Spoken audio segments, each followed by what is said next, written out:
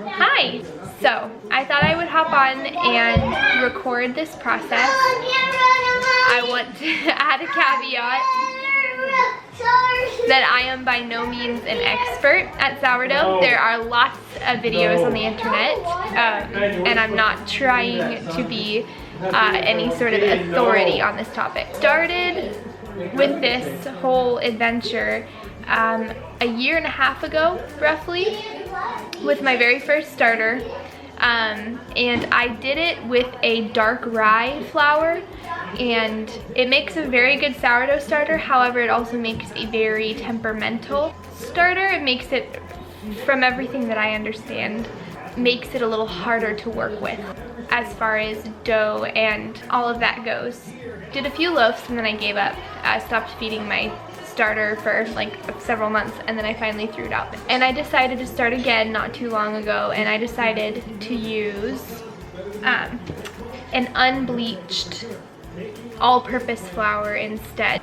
I will say, I think it is important to use a quality flour. So I've noticed a difference. I started using King Arthur unbleached all-purpose flour, and I did notice a big difference in using the quality flour versus using like a Walmart non-name brand flour. And normally I'm all about using the non-name brand stuff. However, I have noticed a big difference when it comes to sourdough specifically. So I use King Arthur non-bleached all-purpose flour. And I do I think it would be considered a full hydration starter, which is equal parts of water and flour. So when it is time to bake, since I'm a at-home baker, it would be really unreasonable for me, unless I was baking constantly, it would be really unreasonable for me to have to feed this every single day, which is something you would have to do if you kept it on the counter. I don't have the time or the energy or the mental capacity to feed this that much. I have too much going on with my boys and the dogs and all the other things going on. So I'm planning on beginning the baking process tomorrow. And so it is like 4 p.m. And I'm taking it out now. I would have liked to have done it sooner, but it just didn't happen. The goal is to feed the starter as much as you can, get it as activated as you can before you use it. That is going to be the best way to activate all of the yeasts, get them happy, get them excited. However, you don't want to feed it right before you're about to bake. You want to at least wait, I think, somewhere around 2 hours from when you feed it to when you use it to bake. And there is a test that we will do tomorrow to show whether the yeast, the leaven, we're gonna have a little helper in the video. There's a test called the float test that we're gonna do with it tomorrow. And we will do that before we bake to see if it's ready. But for right now, we are going to feed it and get the first feed going, and then we're gonna leave it out to dry. To eat all that new food up and get nice and bubbly and ready to bake tomorrow. Let me smell it. You want to smell it? What do you think it smells like? Ice cream. You think it smells like ice cream? Smell it. What kind of ice cream are you eating? No, it smells like ice cream. You think? It smells like vanilla ice cream. All right then. So, can I grab you want a chair too? Hey, can you go get a chair for your brother so that he can stand up too? Okay, so the first step in feeding your starter, and I'm sure there is much more of a science to this than how I do it. Again, I am an amateur. This is how I do it, and so far it's been working really, really well for me. You're going to discard some of the starter to help give it room to grow and get more yeasty, because now otherwise... we have 2 little helpers. Yeah. So, little note on the discard. There are all sorts of things that you can use for it. I normally just discard, if I'm not going to be using it, I normally just discard down the sink, which is what I'm probably going to do this time. Hi, Mommy. Hi. And it smells. Yeah, you want to smell? It smells like... So some things that I've done with my discard, if I have enough of it, I have made pancakes. So I feel like if you're gonna do like a savory pancake, the discard is really nice for that. Another thing that's really good to do is literally just to put the discard straight into a hot pan with some oil and put some herbs or some veggies in it, and it makes almost like a naan or a flatbread idea, but with a very tangy taste, the very sourdough taste. Really, really good. And then another is the King Arthur website has a really good recipe for crackers. I know that there's other things, that's just what I've done so far. Don't waste your discard if you have the ability to. So I'm gonna start by discarding that. All right, next step, I put in 50 to 75 grams of flour and 50 to 75 grams of water. So I'm going to put 50 grams of flour. Hi. Good idea. Hi, Mommy. 50 grams. Hi, buddy. Hello, dear Mommy. Hi, Mommy. I'm gonna zero it out.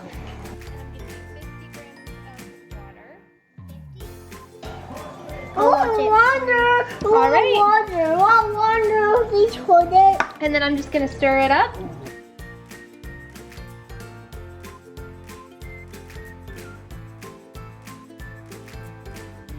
And that's it. Hey, I'll That's watch what it looks that like. for you. Can I watch? So this is what it looks like right now. It's just been fed. I will show you guys what it looks like as it eats up all that new food and starts to ferment.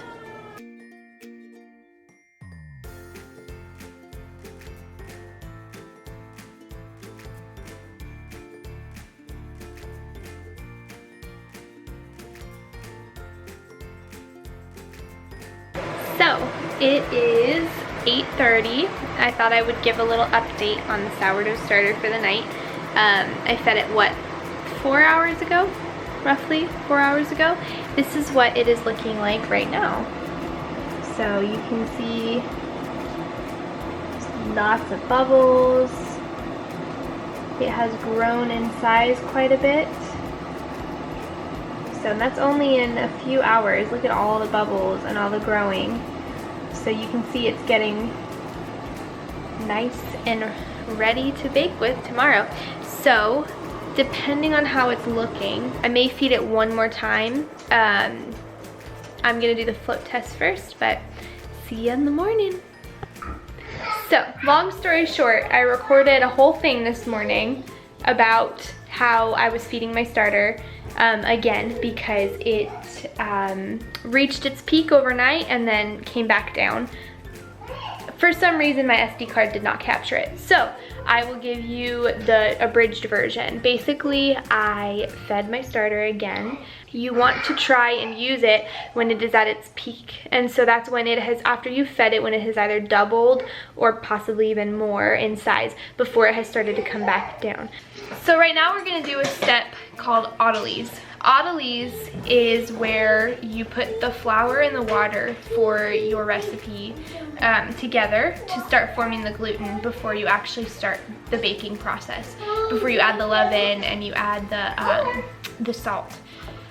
So it all is going to go off of baker's percentage. I am still somewhat new to sourdough, so I use a lower hydration percentage than some would. I think an average, what is like the standard hydration level, is an 80% hydration. So it all goes off of what the amount of flour that you're using. Most baker's percentages start from 1,000 grams of flour starting point. So I'm going to use 1,000 grams of flour, and if you were to do an 80% hydration loaf, you would do, wait, math. You would use 800 grams of water, 800 grams of water for an 80% hydration. That's a very, very wet loaf, and some people are not accustomed to dealing with such a wet loaf of bread to bake. So it's good to start out with more of like a 70%. I have been doing around a 75 to 77%, which means I use 750 to 770 grams of water. So I'm going to do 1,000 grams.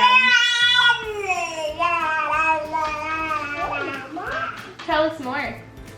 Do you want to be part of this? I'm going to do 1,000 grams of flour altogether. So I'm going to start off with 500 grams of all-purpose unbleached flour.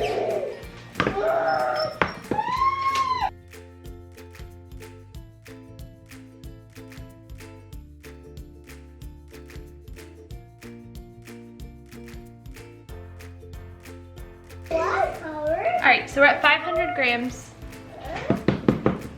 of unbleached.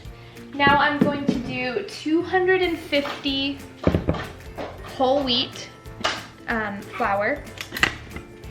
And then I'm going to do 250 bread flour, or hard flour is another name for it.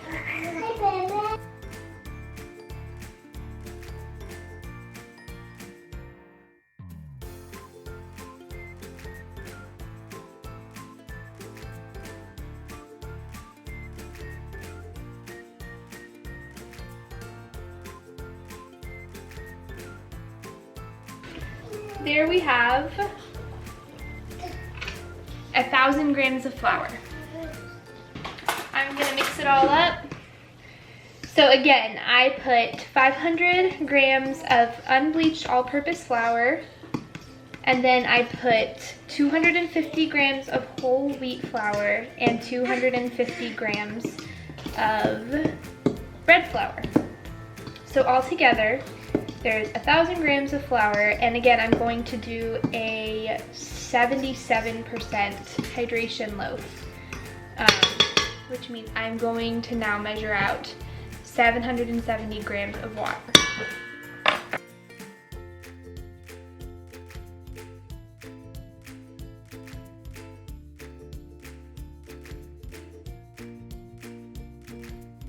All right, so there's 770 grams of water. Measured out. I am going to incorporate the water with the flour.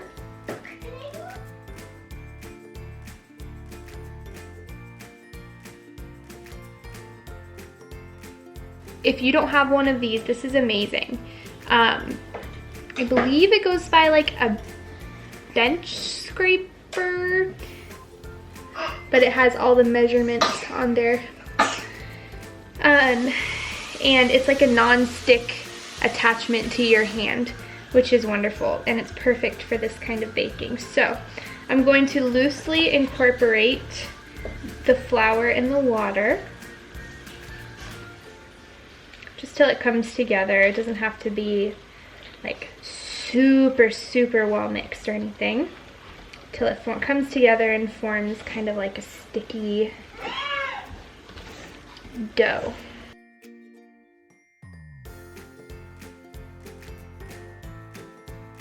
Alright, so now the odelise is coming together. I think you can let it sit from anywhere from 45 minutes to 2 hours. The longer the better. So we're going to let the starter keep eating, and we're going to let the odelise sit, let that gluten form and get strong, and then we're going to incorporate the two. So I'll see you in a little bit. Alright, so it's been a couple hours. Are you going to talk too? It's been a couple hours. I am now going to check and see if the starter will be good for baking. And by doing that, one good way to do that, I'm going to do what's called the float test, which is where I drop a little bit into water, and if it floats, then it is good and ready to bake with.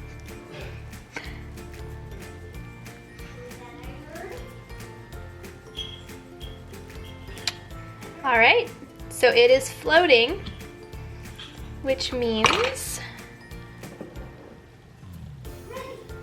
it is good to start baking with.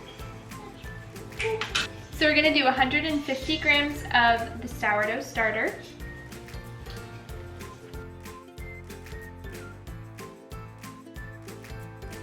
We have 150 grams measured out.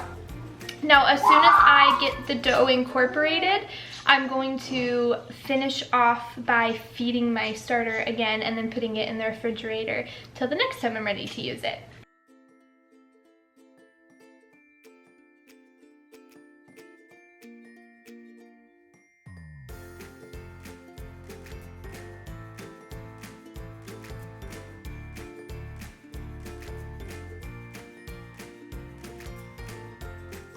So for the salt, I use fine sea salt.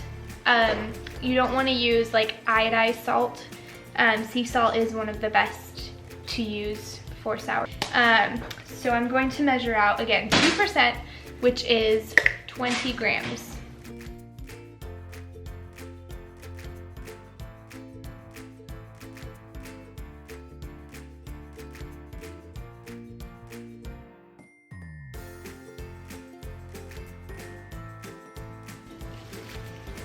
All right, so we're going to do our first stretch.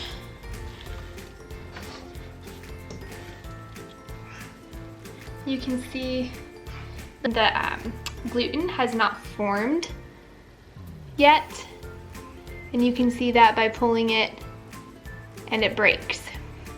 So we're gonna build up this leaven by stretching and folding it every 30 or so minutes for a few hours.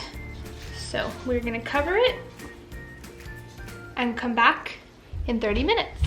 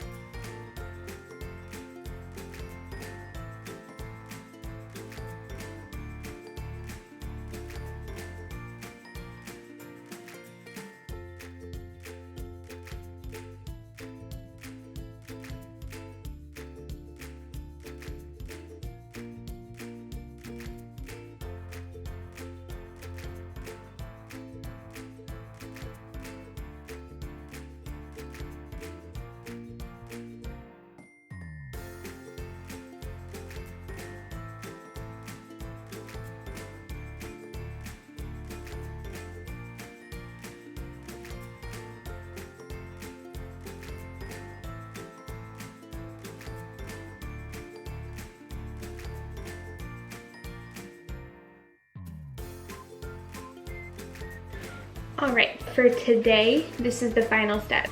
This has been doing the stretch and fold since like 1, and it's now 10 o'clock. So what I'm going to do is I'm gonna do the final shaping, get them in their basket so that they can rise and proof overnight.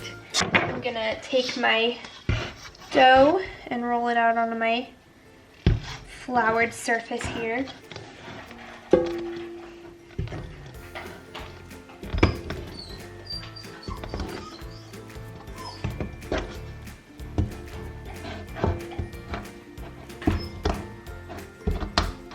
Ooh, she is extra sticky. And we're gonna divide it in half. The bench scraper is also great for this part as well.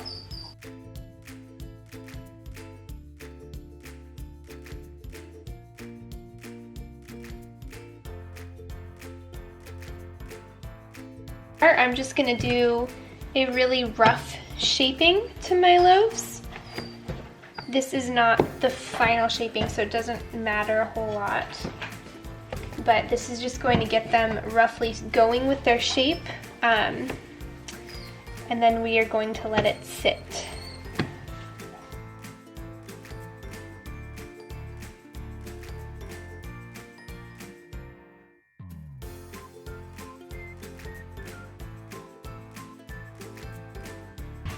And again, try not to be overwhelmed by the stickiness. It is very sticky, and that's good. You want it to be sticky. All right, so now these have rested, and it's time for their final shaping and then proofing. So I only have one banneton, so I also use a colander with a tea towel in it. So I'm gonna flour both of the baskets really generously, and I'm gonna flatten out the dough. Then I'm just going to start folding it on top of itself. And the goal here is to create surface tension. You want to try and get it as tight and tense as possible.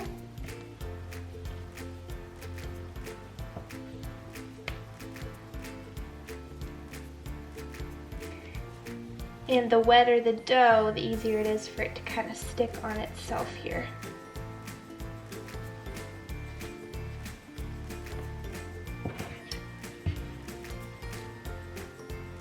Now I'm just going to put that .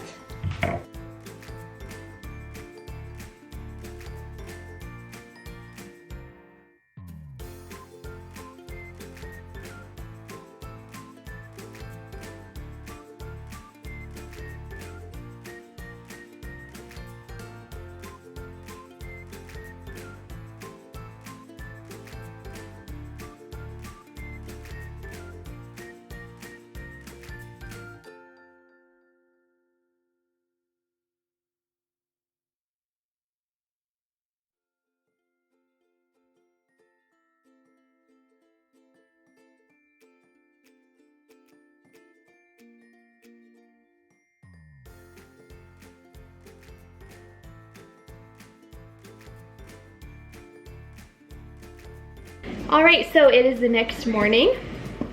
My loaves have been proofing overnight. I forgot to cover this one, so we will see. I have never done that, so I don't know if that affects anything. I have cut out some parchment paper that I'm going to be putting my loaf on. I have an X-Acto knife ready to go. You're gonna need some flour. First thing this morning, I preheated my oven to 500 degrees. I have put that into the oven at 500 degrees, and it's been sitting there now for like an hour, hour and a half, so it's getting nice and hot. You want it as hot as it can go. All right, so first I'm going to flour the parchment paper that I have set up. And then I'm gonna kind of gently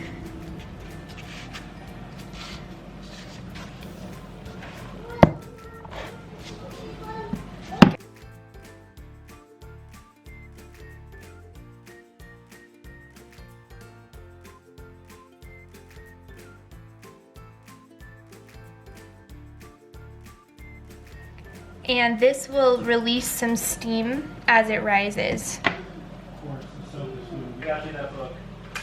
Oh, thank you.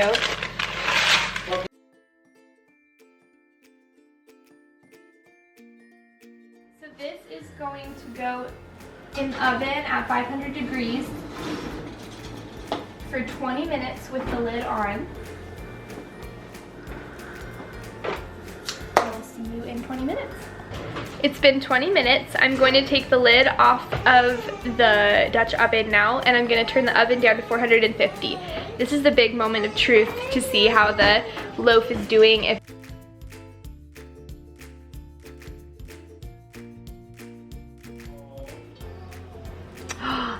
She's looking good.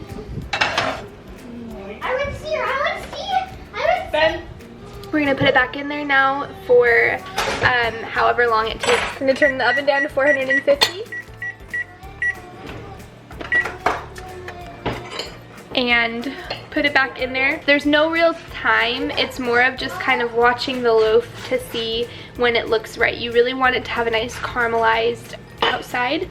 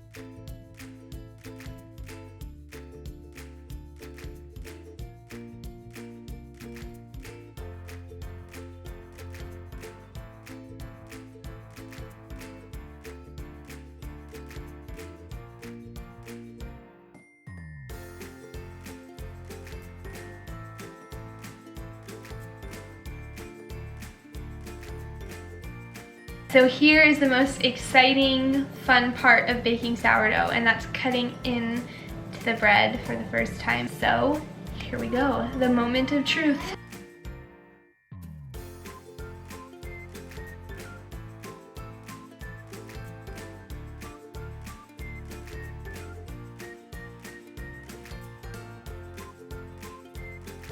There it is. A beautiful, crusty sourdough loaf. What do you think, Ben? Yummy? taking a bite downtown. So that's it. It's a lot of work. It isn't this simple, easy recipe, but the reward that you get from baking your own bread is beyond anything I could describe. So I hope this is helpful. If you have any questions, please feel free to send me a message or comment. I hope you enjoyed. I hope this is helpful. Thank you.